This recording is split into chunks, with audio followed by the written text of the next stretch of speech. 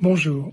Le cessez-le-feu, c'est une victoire. Netanyahou, malgré tous ses crimes, toute sa cruauté, n'a pas réussi à éliminer le Hamas, n'a pas réussi à faire capituler les Palestiniens, n'a pas réussi non plus à éliminer le Hezbollah au Liban. Attention, ne nous démobilisons pas. Netanyahou a dû reculer, mais il n'a pas renoncé. Il faudra être vigilant car pour lui et pour Trump, ils vont essayer de saboter la phase 2 du cessez-le-feu et de relancer la guerre ou attaquer par diverses méthodes l'Iran, l'Algérie, le Yémen, d'autres pays dans la région.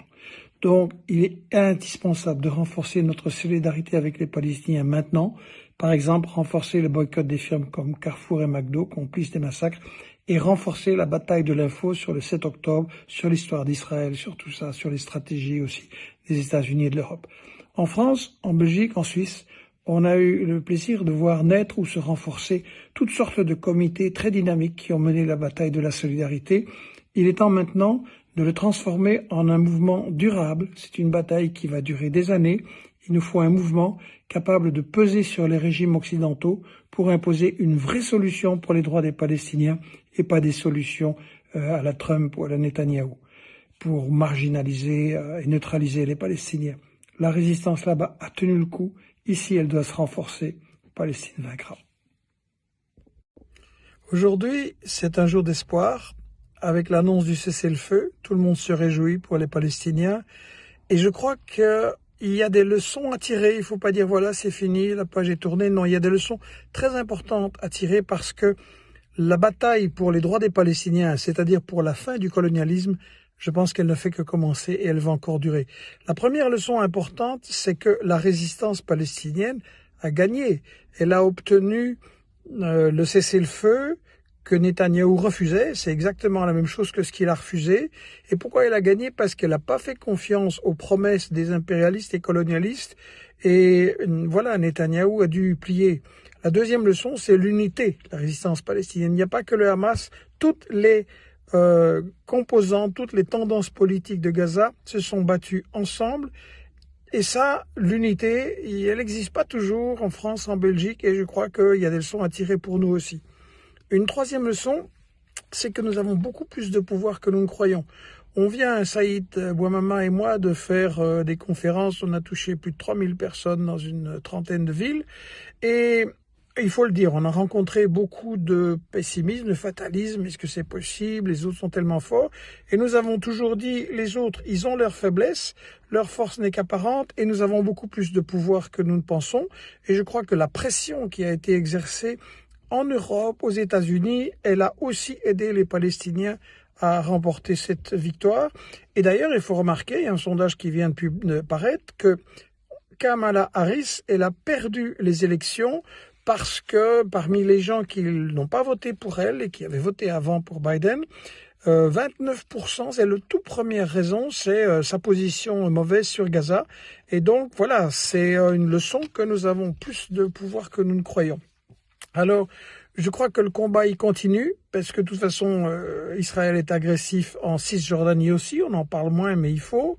Il y a d'autres pays qui sont la cible, la Syrie, où Netanyahou occupe une partie du territoire et est menaçant. Il y a le Yémen, il y a l'Iran, il y a l'Algérie.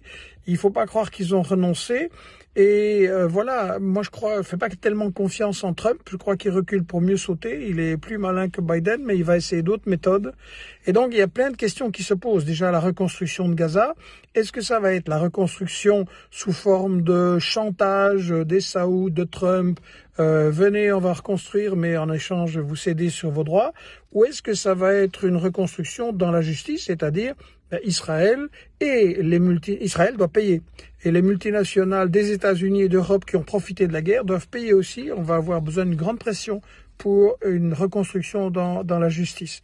Donc je crois que le rapport de force maintenant, il nous permet de faire reculer Netanyahou et les colonialistes qui sont aux États-Unis et en Europe, parce que derrière Netanyahou, c'est des gens de chez nous qui font ça. Donc je crois qu'il faut vraiment imposer le colonialisme, imposer la fin du colonialisme, vous avez compris, c'est-à-dire le droit à l'autodétermination, peut-être un grand référendum dans la région, il faut réfléchir. Et voilà, ou bien le cessez-le-feu, ça va être pour 2-3 ans, comme d'habitude avec Israël, et puis ils vont repartir à l'attaque et rien sera réglé. Ou bien ce sera vraiment la voie vers la paix, c'est-à-dire, j'insiste, la fin du colonialisme. Et pour ça, il y a besoin de nous dans la bataille de l'info. Je crois que les leçons sont étudier, se former, comprendre, s'organiser et débattre. Voilà. À ces conditions-là, Palestine vaincra et la justice.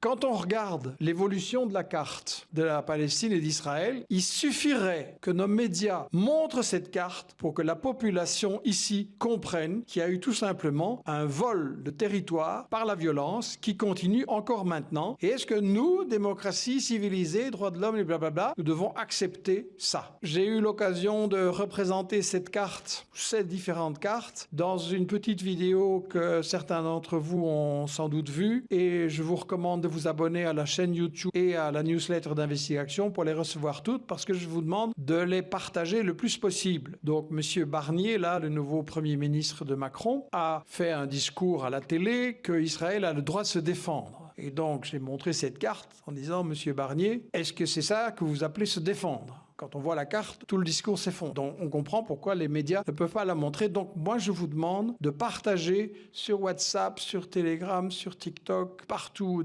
etc. C'est des vidéos ultra courtes, ultra simples. Et ça, je dirais, c'est un premier instrument pour engager des discussions avec les gens autour de vous et faire avancer la cause.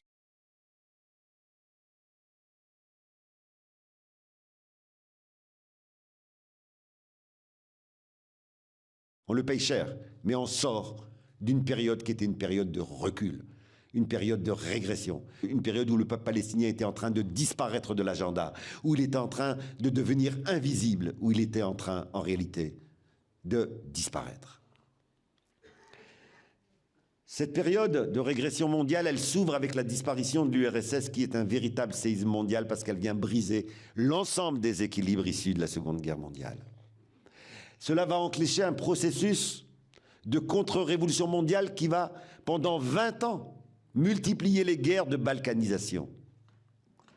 La puissance hégémonique états-unienne se croit suffisamment forte, puisqu'il n'y a plus de contrepoids liés à l'Union soviétique, se sent suffisamment forte dans l'idée, et ils l'écrivent telle quelle, de redessiner l'ensemble de la carte du Moyen-Orient. Comme d'ailleurs d'autres projets sont élaborés pour redessiner la carte de l'Afrique. Avec une même logique, casser tous les États qui ont un territoire suffisamment vaste pour pouvoir résister à la pression états-unienne ou à la pression européenne. Et vous avez la guerre d'Irak, qu'on a tenté d'éparpiller en 3-4. Et vous avez la Libye qui est en 3-4 morceaux. Et vous avez la Somalie qui a été découpée. Et vous avez...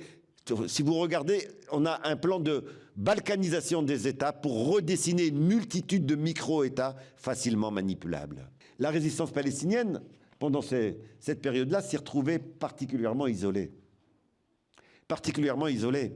Des pays, des États, des peuples qui le soutenaient fortement, y compris en termes d'armes, y compris en termes de moyens, ne peuvent plus le faire.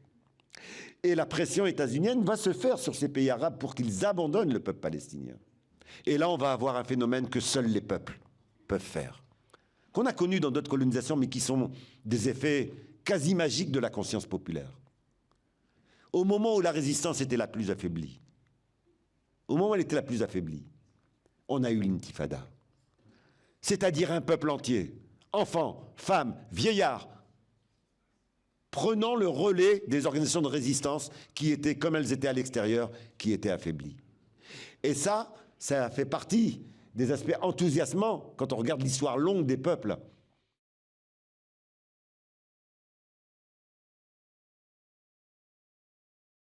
Second enjeu, du moyen terme, daté du début du XXe siècle, eh bien, l'enjeu de contrecarrer l'émergence d'une nation arabe.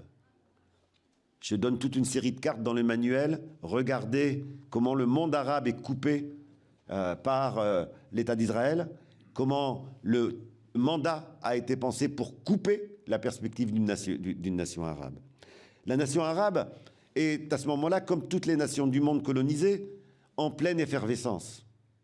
L'idée d'une indépendance qui reflète à la fois les indépendances de chacun des pays, mais qui aille vers un processus de construction nationale, régionale, est débattue et portée par de très nombreuses organisations politiques arabes à l'époque.